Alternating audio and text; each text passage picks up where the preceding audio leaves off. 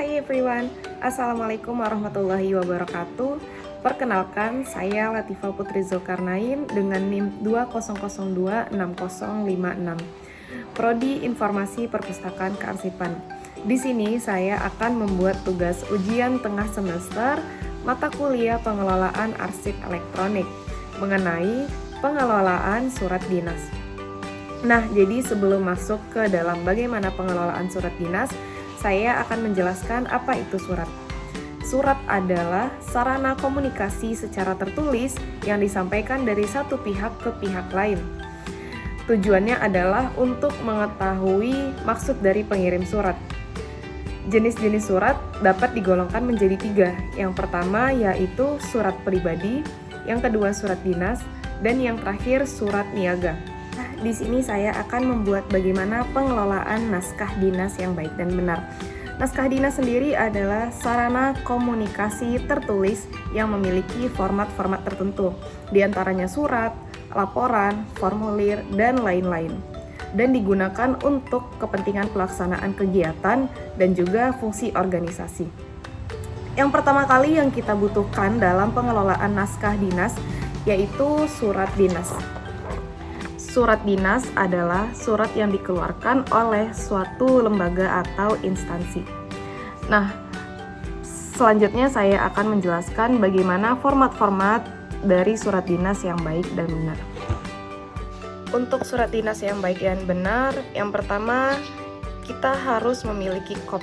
Di dalam surat dinas, kop biasanya sesuai dengan orang yang bertanda tangan di bawah ini. Seperti contoh, di sini yang bertanda tangan di bawah adalah Kepala Dinas Kearsipan dan Perpustakaan Provinsi Sumatera Barat.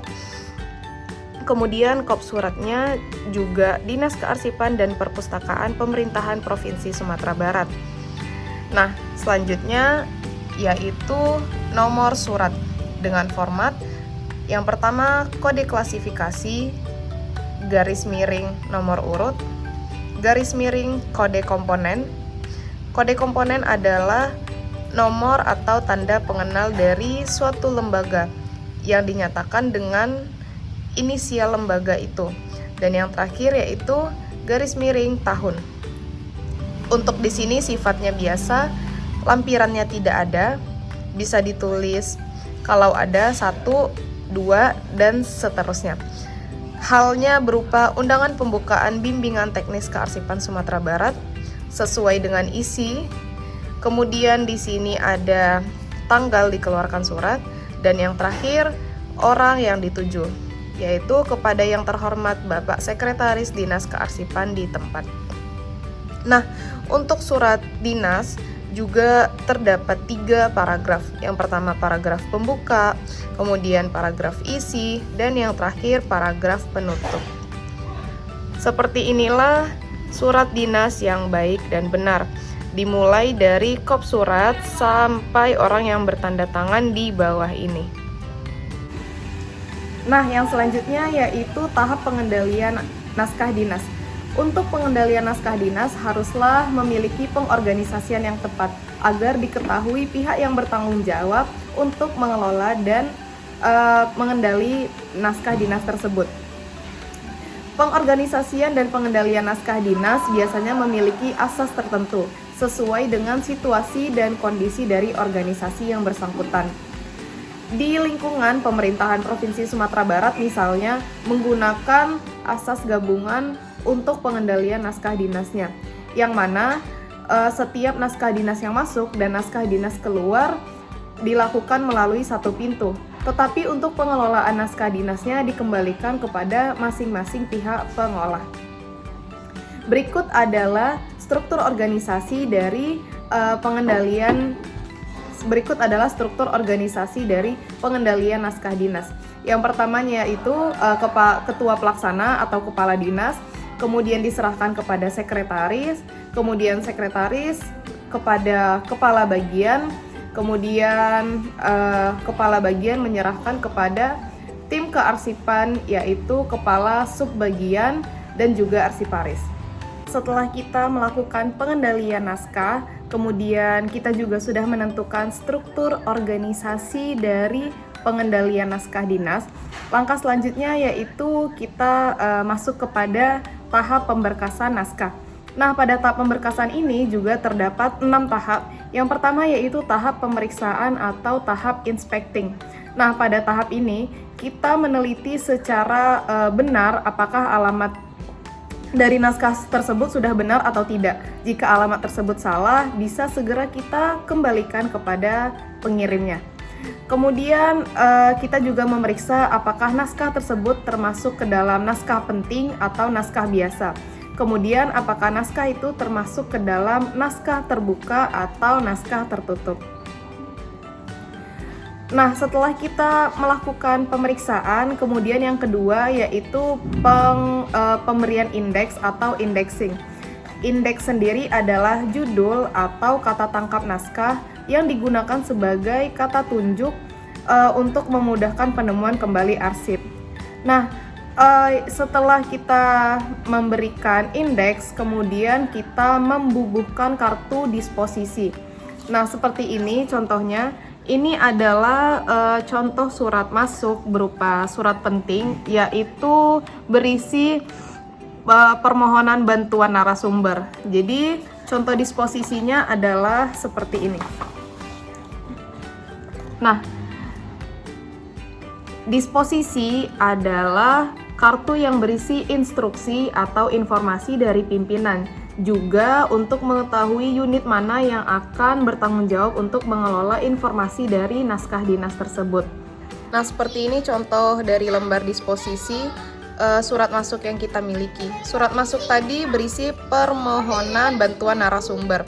Jadi indeksnya adalah narasumber, kemudian kode klasifikasinya 895, kemudian ada nomor urut, ada tanggal penyelesaiannya, ada perihal isinya secara ringkas, kemudian asal surat itu, kemudian ada tanggal surat, ada nomor surat, ada lampiran. Nah, di sini bagian pentingnya informasi dari pimpinan yang disampaikan oleh sekretaris. Jadi di sini pimpinan meminta untuk diteruskan kembali kepada kepala bagian. Nah, jadi sekretaris diminta untuk meneruskan surat ini kepada kepala bagian. Nah, jadi seperti itu kira-kira isi dari lembaran disposisi. Nah, tahap yang ketiga dari tahap pemberkasan adalah pemberian kode. Nah, kode di sini adalah kode klasifikasi. Pada kali ini saya mempunyai pedoman yaitu pada Pergub nomor 102 tahun 2014. Jadi di situ sudah terdapat secara lengkap kode klasifikasi dari naskah dinas. Nah, kemudian kita memberikan satu persatu dari surat-surat dinas ini kode klasifikasi yang sudah ditentukan. Contohnya seperti ini. Karena berhubung keseluruhan dari surat ini adalah tentang bimbingan teknis, yang mana bimbingan teknis itu memiliki kode 892. Nah, kode ini kita dapat dari Pergub nomor 102 tahun 2014 tadi. Nah, jadi kita bisa letakkan kodenya di sebelah kiri atas atau kanan atas menggunakan pensil seperti ini. Nah, setelah kita menentukan kode-kodenya tadi, kita mengisi kartu kendali 3 rangkap. Ada warna putih, ada 1 rangkap warna kuning, dan yang terakhir ada 1 rangkap berwarna merah. Nah, kartu kendali ini untuk yang berwarna putih ditinggalkan di instansi, kemudian untuk lembar warna kuning dipegang oleh orang yang ditunjuk untuk mengolah arsip tadi atau naskah dinas, kemudian yang warna pink diberikan kepada orang yang membuat. Nah, jadi seperti ini bentuk dan isi dari kartu kendali. Ada formatnya indeks, kemudian ada kode, nomor urut, hingga tanda terima di sini. Langkah selanjutnya dari tahap pemberkasan yang keempat adalah pengelompokan ke dalam subjek masalah yang sama.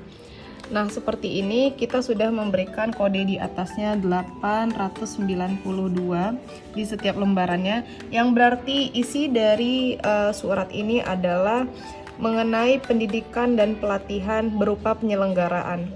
Nah, karena seluruh surat ini adalah BIMTEK atau bimbingan pelatihan berupa penyelenggaraan, maka kode yang kita berikan adalah 892. Untuk surat ini berisi mohon bantuan narasumber, kita memberi kodenya yaitu 895. Nah, untuk 895 sendiri yaitu kode pendidikan dan pelatihan mengenai tenaga pengajar atau narasumber. Nah, jadi kita kelompokkan di sebelah sini surat dengan kode 895, kemudian di sebelah sini yaitu surat dengan kode 892. Nah, pada tahap selanjutnya yang kita butuhkan untuk tahap kelima yaitu labeling. Yang pertama, surat-surat yang sudah kita kelompokkan, kemudian di sini ada folder, kemudian di sini ada sekat, dan yang terakhir ada map gantung. Nah, seperti inilah bentukan dari folder yang sudah kita berikan indeks dan kode klasifikasinya. Jadi untuk folder sendiri, yaitu berupa tempat naskah dinas atau surat, kita memberikan di sini kode indeks dan juga kode klasifikasinya. Nah, kemudian ini adalah bentuk dari sekat. Pada sekat ini kita memberikan label. Yang pertama kode dari masalah pokok, kemudian di sini ada sub masalah dan di sini ada sub masalah. Kita ambil contoh dari surat yang kita ambil tadi. Di sini terdapat kode 892 dan 895. Untuk masalah umumnya surat itu termasuk ke dalam kepegawaian. Jadi kita menuliskan di sekat primernya adalah 800. Kemudian untuk sekat sekundernya kita menulis 890 yang berisi tentang pendidikan kepegawaian. Dan untuk sekat tersiernya kita tulis 892 untuk sub masalah penyelenggaraan pendidikan dan pelatihan.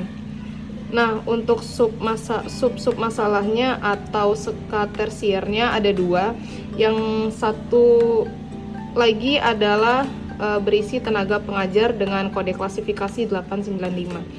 Nah, jadi seperti inilah bentuknya sekat yang berisi sekat primer, sekat sekunder, dan sekat tersier dengan kode klasifikasinya. Yang terakhir kita ada map gantung. Map gantung sendiri adalah tempat untuk menyimpan folder yang sudah diisi oleh naskah dinas atau arsip. Tahap yang terakhir dari proses pemberkasan naskah atau arsip adalah penataan arsip atau naskah. Nah, pada proses ini kita akan mencoba meletakkan arsip-arsip yang sudah kita berikan kode klasifikasi ke dalam folder dan akan kita simpan ke dalam tempat penyimpanan atau filing kabinetnya. Nah, untuk langkah pertama yang perlu kita lakukan adalah mengambil surat dengan masalah atau judul yang sama. Nah, ini masalahnya mengenai bimbingan teknis tentang penyelenggaraan. Jadi kita beri kode 892 dan kita masukkan ke dalam folder dengan indeks penyelenggaraan bimbingan teknis dan juga kode klasifikasi 892. Kemudian kita letakkan naskah dinas tadi ke dalam folder dan kita simpan. Begitu juga dengan kode lainnya, yaitu tentang tenaga pengajar dengan kode klasifikasi 895. Kita ambil naskah dinasnya, kemudian kita simpan ke dalam folder seperti ini. Nah, kemudian folder-folder yang sudah tersimpan rapi beserta naskah dinasnya kita masukkan ke dalam map gantung. seperti ini cara penyimpanannya. Kita simpan ke dalam map gantung dan kemudian map gantung kita susun ke dalam tempat penyimpanan atau filing cabinet. Nah, di sini saya membuat tempat penyimpanannya berupa kardus seperti ini.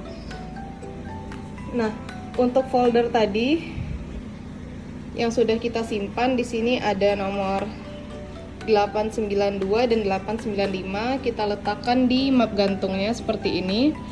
Kemudian sebagai pembatas antara map gantung yang satu dengan map gantung yang lainnya, kita meletakkan sekat yang sudah kita berikan kode juga di depan sini.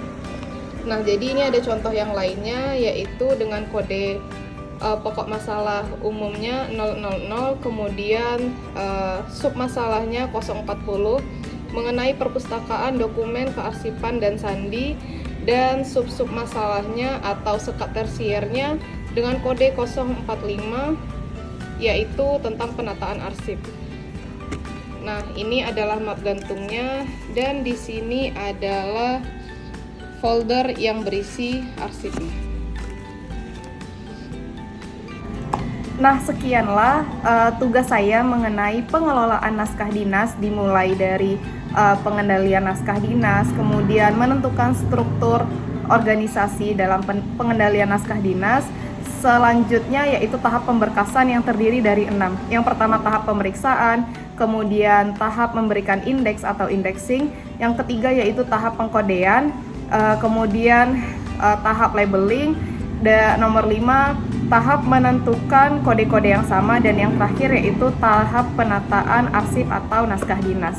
Sekian dari saya, mohon maaf bila terdapat kekurangan. Wassalamualaikum warahmatullahi wabarakatuh. See you.